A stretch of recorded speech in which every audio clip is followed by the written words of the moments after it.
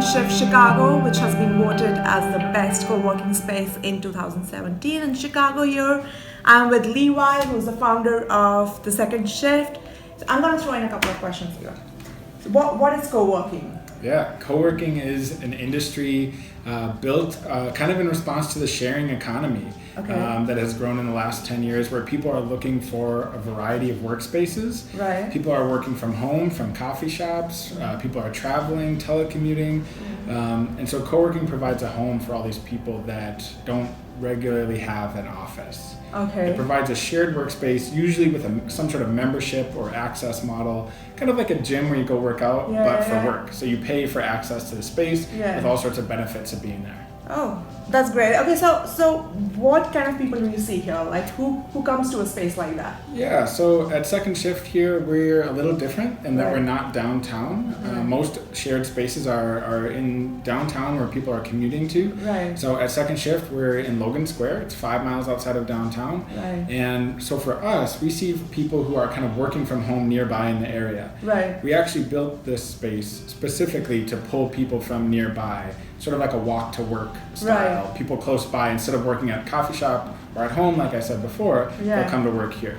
Okay. And so more specifically to answer your question, it's entrepreneurs, it's designers, freelancers, coders, salespeople, customer service people, anyone who can work remotely from a laptop. Yeah. Okay. Another thing that I found interesting was the way you have built your boardrooms, the meeting rooms. Do you want to just tell us a little about it? Yeah, so we're in one of our meeting rooms here. We call this a large conference room. We have two others directly next to us.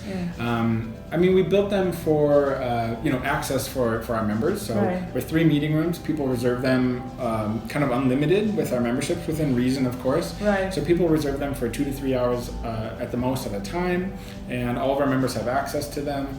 Sort of a first come, first serve setup, and we just built them to be comfortable. This is more of a professional setting here with the boardroom. One of ours is a lounge setup with a couch in it. And it's actually been kind of dubbed or called the therapy room, because it looks like therapy room? It looks like a setup where there'd be a counselor and you're laying on the couch getting analyzed. But it provides a welcoming way for people to talk to each other and not a typical office setup.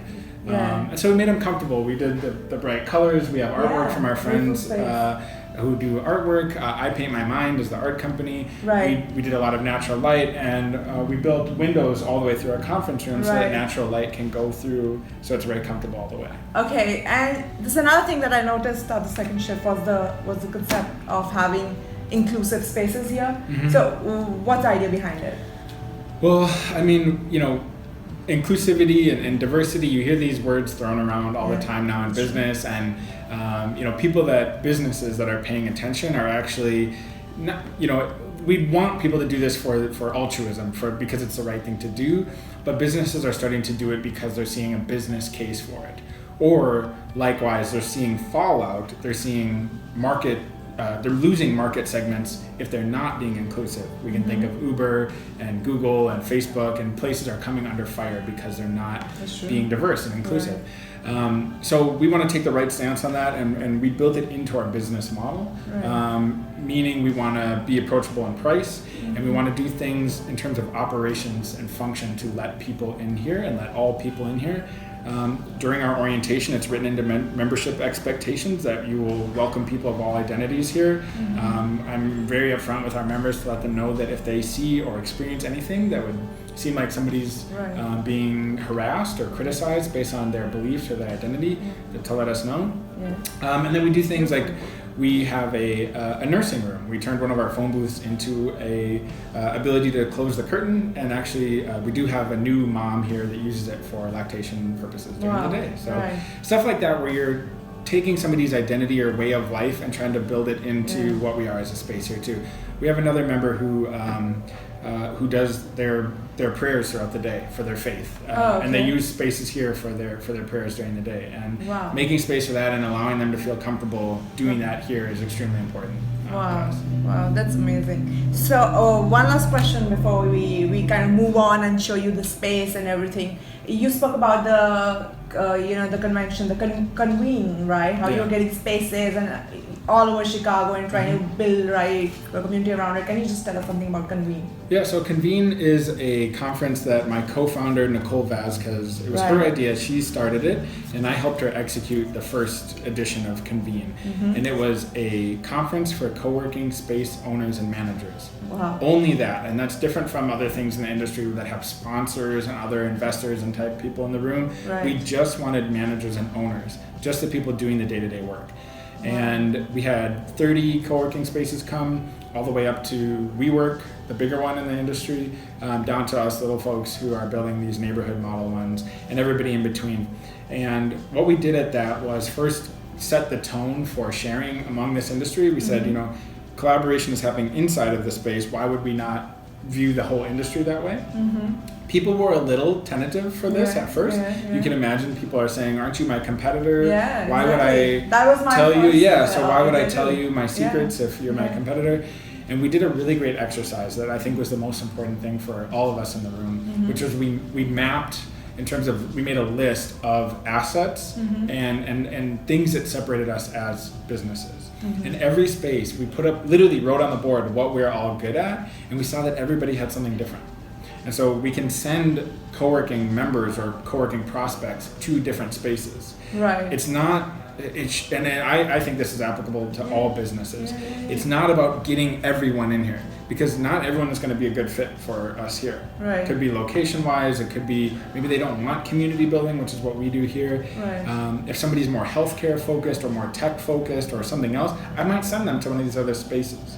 So knowing what we're all bringing to the industry, just like any team that can capitalize upon diverse skills and mindset and problem-solving approaches, the whole industry can benefit from a diverse set of spaces to send people to.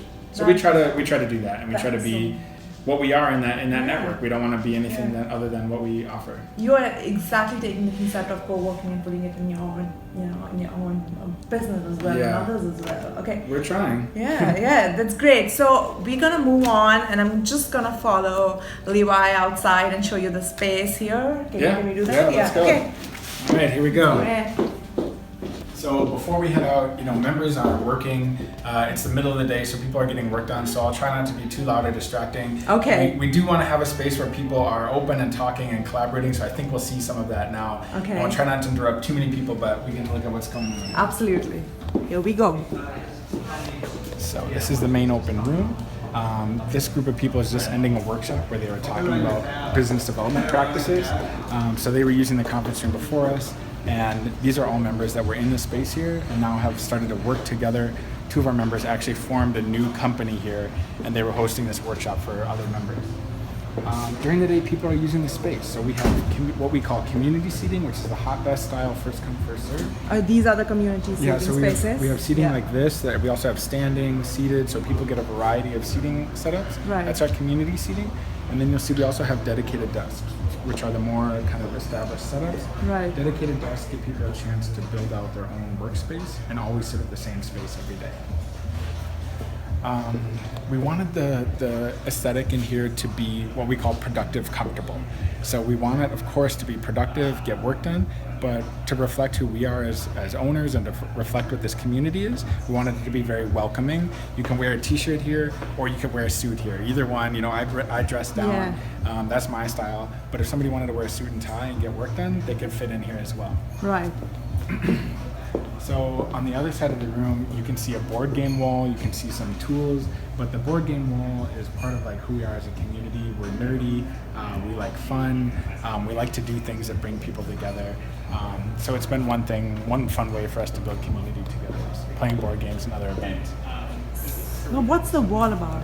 So this is our members wall, and we're really proud of this because it reflects what we are as a company.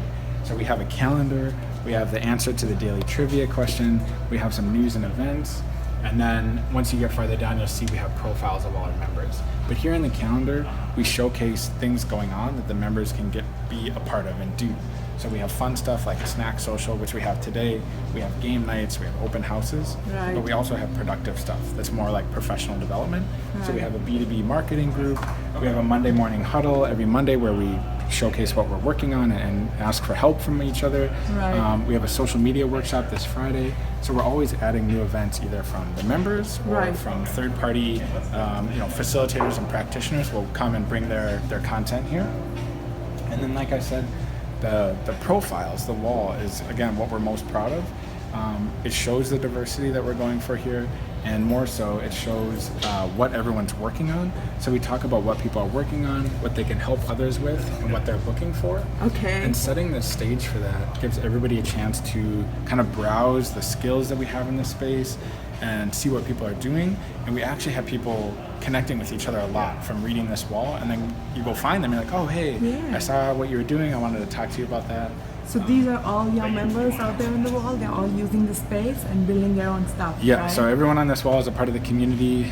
Some people don't have a profile yet, so not everyone's on the wall, but Right. you can kind of go down and see all the different people. Right. And different spaces will showcase the members in different way. We do it like this with a Right. very analog, paper. Like not a lot of people Yeah. do paper Yeah. anymore. It's all digital. But having the paper stuff on the wall allows people to like literally see and get in touch with other folks in the space. Yeah. Let's do that. Let's just say We have some people getting work done here, but you can see folks are doing different work, different things. Yeah. We have our phone booths back here where people are making private calls. Right. And then back in the kitchen area, more of a social setup, more of a lounge. People are getting work done back here, but usually taking breaks. We have our Right. snack socials, our members' lunches here. Right. So the kitchen provides, what's the word for it? Assisted serendipity. Assisted serendipity. Yeah, So yeah, yeah. we're assisting serendipity by creating a space where people are getting coffee, running into each other, having those water cooler style conversations. Right. This is where people really get to know each other, is over food. So- So maybe we can check in with one of our members Yeah, to that'd see be what great. they're doing, see what kind of work is happening here. Right. We'll kind of step in here. So this is Brian. Brian, hi. Hi, how's it going? Brian Yeah. runs a company called Toolbox for Ed, or Tessa. Toolbox. Yeah, Toolbox for Ed. For Okay. education and social action. Yeah, TESA sorry. for short. No, it's good. And so, he's making games. Kind of an example of what one of our members doing, hide the hummus. Your food is good. Yeah, thank you. Okay. So Brian, what are you doing here? While I'm at second shift, I usually build board games on like social, economic, environmental issues. I have a company that works with nonprofits and helps them build educational materials and games for their causes, and then we also build games in-house that we sell and distribute. So right now I'm working on a game for a client about like water access and Water access? water Okay, access, wow. and that kind Right. of stuff. So yeah. Okay, and can you tell us your company name again? Yeah, it's the Toolbox for Education and Social Action. The TESA. Toolbox for Education and Social Action. You got okay, it. Yeah. great. TESA for short. Oh, Yeah, wow. yeah. 'Cause it's a long one, so Yeah. Thanks, Brian. Nice Thank you. meeting you. Nice to So meet letting you. us know. Yeah. So that's one example. Yeah. People are doing all sorts of things here. Yeah. Like I said, we have entrepreneurs, we have Right. freelancers, we have work from home people. So it's a whole variety of folks, and we're just building a community here at Second Shift. Thank you, Levi. Thank you. You're welcome. Bye. Thanks.